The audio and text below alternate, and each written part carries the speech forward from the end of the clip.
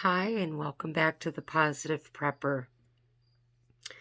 Before I get to the meat of this particular video, we are all well aware that the 20th anniversary of 9/11 is coming up in just a few days. I will be doing a video on that before then.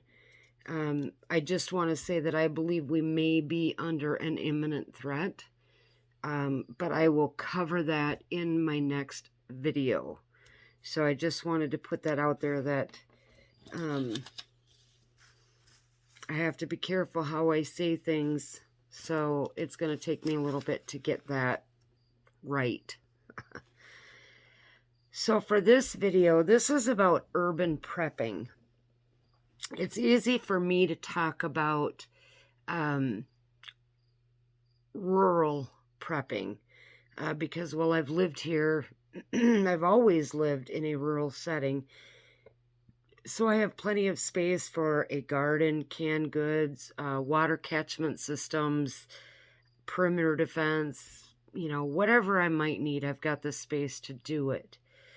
Urban settings are far more limited, but you can be, if you live in an urban setting, you can be just as resourceful. So what I'm going to cover in this video are 5 do's and 5 don'ts for people specifically in urban settings. And I hope that this helps some of you that may be living in that type of an environment. So the 5 things that you can do. So the first thing is search out the resources in your area. Know, like if you have nearby factories, things like that, find out what they make, what product do they make, and what materials do they keep in on hand. What materials do they use? If you run out of something, you may be able to use some of those resources if you have to. So just know, where are the closest stores? Where's the closest pharmacy? What do the factories make? What materials do they use? All this kind of stuff is really going to help you. So do your research. Get to know your area really well. Okay? The second thing, pay attention to natural resources in your area. For example, where is there water? Not like standing icky water, but is there a creek, a stream, an artesian well? Is there a park with one of those hand pumps for water? What type of wildlife is there in your area? What types of plants or weeds grow in your area that you can either use for food or for medicine? Knowing these things can help get you through an SHTF until you are either able to leave it or until the emergency is over. So just do some research on that. Pay attention to your natural resources. Number 3, have a way to purify water. Stock up on bottled water. This is a Brita water bottle with the Brita water filter in it. And then, of course, we have extra filters. I would recommend that everybody in your house have one of these. If you don't want to buy one of these, just get the Life Straws. Okay? Or have clean containers that you can catch rainwater. Be able to fill your bathtub with water if you know that something's coming. Okay, remember that your water heater most likely has water in it. Just make sure that you shut it off when you drain the water, because if the power does come back on, it can burn out your elements. So you want to make sure that you shut it off. But your water heater does contain water. You're going to want a way to purify that water, whether it's boiling or through some type of a filter device. So make sure that you have a way to purify water. Number 4, know the routes in and out of your urban setting. If it becomes a long-term SHTF or emergency, you may have to leave your area. So you need to map out back roads, side streets, ways that you can easily navigate your way out. But you can't rely on Google Maps. You're not going to be able to rely on technology. You need to buy a paper map, mark it out, mark out different options.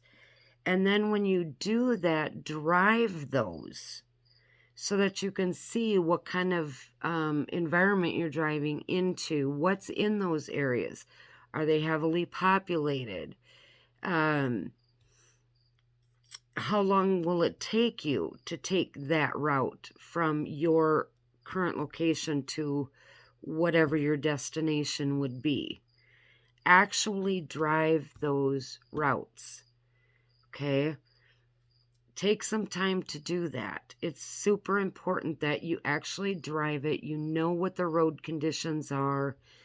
You know if there's sharp curves or steep hills, or if you got to go through a neighborhood that you might not necessarily feel super safe in, especially during an already SHTF crisis thing going on. So map out different routes, drive those routes, time them, and pay attention to what's on those routes. Okay? And then the last thing is beef up your personal defense. This might be as simple as getting like a tactical pen or a keychain. There's a Tacti-key, which is basically a sharpened key that you can use sort of as a small dagger, having mace, pepper spray, that type of thing. You have to find out what you can legally carry in your area, because not all areas are the same. Not all states are the same. So make sure that you do your research and find out what you can legally carry, but then get comfortable carrying that with you. Get comfortable pulling it out of your pocket. Okay? Put that into practice. That's a big thing. It's fine if you have a tactical pen. Do you know how to use it? Do you know how to use it well? So just practice that motion of pulling it out and implementing it. Just do that in the safety of your own home. Otherwise, you're going to look like a weird person out there. But get used to it. Get used to the feel of it. It's no different than those people who are new to carrying a sidearm. If they've, gotten a conceal and carry permit or whatever, you have to get comfortable with that weapon, whatever it is. And it's no different, okay? You have to get used to the feel of it, and you also have to get comfortable with implementing it. Okay? So those are the 5 do's. Okay? Now I want to focus on a few don'ts. Don't rely solely on city water. If the power goes out, you may not get water, but even if you did, it's probably going to be contaminated. So you cannot rely solely on city water. You have to be able to have other means of getting it. That's why paying attention to your natural resources, knowing where you can get water from and how you can store it safely, and having things that you can filter it will be very important. Now, this might sound like a normal thing for people, but I'm going to say it anyways. Don't go to dumpsters looking for food if you become desperate. You see a lot of people that do that, and I guess I tried to think of how to say this, but there's no easy way to say it, so I'm just going to say it.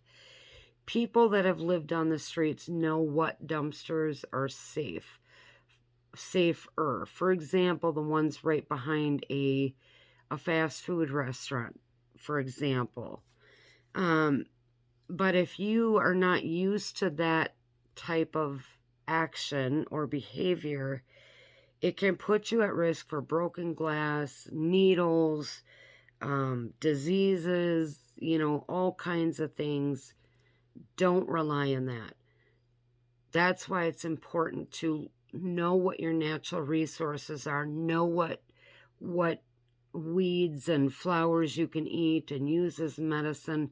There are a lot of other things you can do besides having to resort to that. Okay? Number 3, if you live in a colder climate, don't use unsafe methods to heat your home.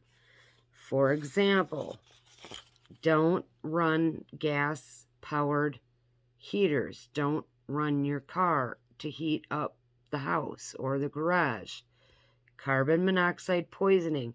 Now, for many of you out there, that's common sense stuff. But there are some people out there who don't understand the risks because they've never been told. And so I'm putting this out there. Don't do it. Okay? Closing off, just simple things like closing off extra rooms in your house, have everybody huddled in one room, use tarps, whatever, to cover off staircases, doorways, whatever, keeps a safe heat in that smaller area. You don't have to use as much heat then because body heat also. Okay? Number 4, don't rely on city resources. If an emergency happens, resources are probably going to go to your downtown areas first, not to your suburb, for example. They're probably going to focus on that main downtown area. So if you live in a suburb, you can't rely on emergency services or city resources. You are probably going to have to be very self-reliant. So you have to rely on yourself or your neighbors, but again, remember, only the neighbors that you trust. So you have, because of that, because you can't rely on city resources or emergency responses, you have to practice your skills, know your environment, practice your self-defense, be able to feed yourself, be able to get your water, be able to find alternative medicines or drugs or first aid, and then stay situationally aware at all times. Okay? And then lastly, don't talk about your preparedness plan with your neighbors or with people if you don't know them, and especially if you don't trust them. Don't think that just because you're neighbors, you've been neighbors forever in the same neighborhood. And I'll tell you, I live in a rural area, as I've said, and I have one neighbor on my road, and I have 2 neighbors that are a little bit farther away.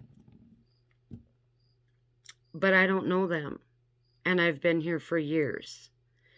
So obviously we don't talk about our preparedness. They may not think like you do, even though you may live in the same neighborhood, whether it's a posh neighborhood or just your typical suburban neighborhood, whatever it is. You can't know that just because they live in that area that they think like you do. So, or that they themselves are working on being prepared. So people in crisis situations will do anything for survival. And if they know that you have been stocking up on or, getting resources that they don't have, you're going to be one of their first targets.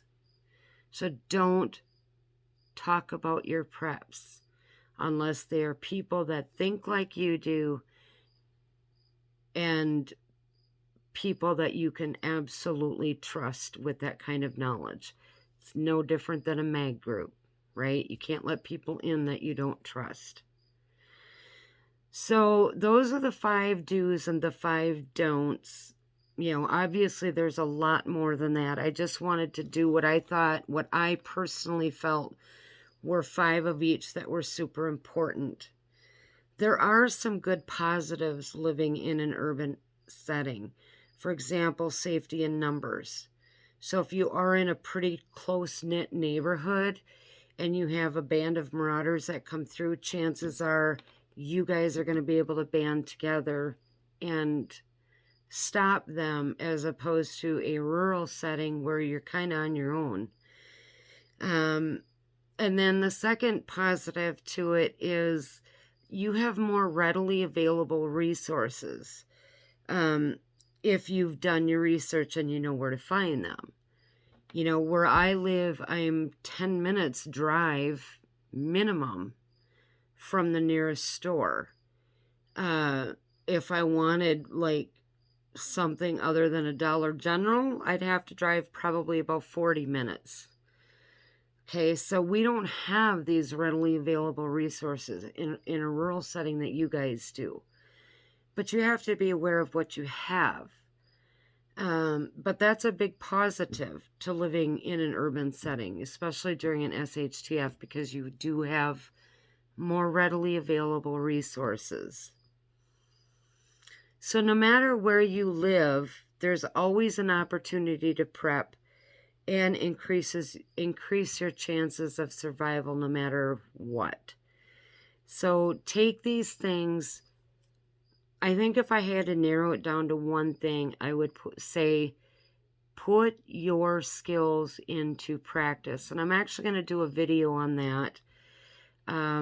Fire starting, self-defense, gathering water, what to look for, what not to drink from, etc.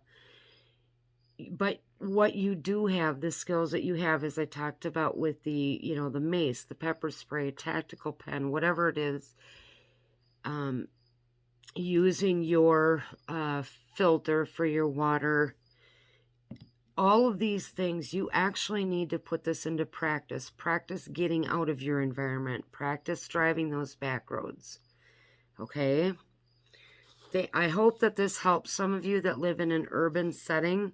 Sometimes people like me forget that not everybody has the same opportunities.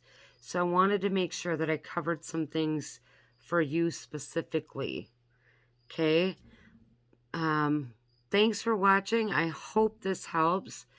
Please hit that notification bell so that you know when my next video is coming up. And hope you've all had a great day. God bless.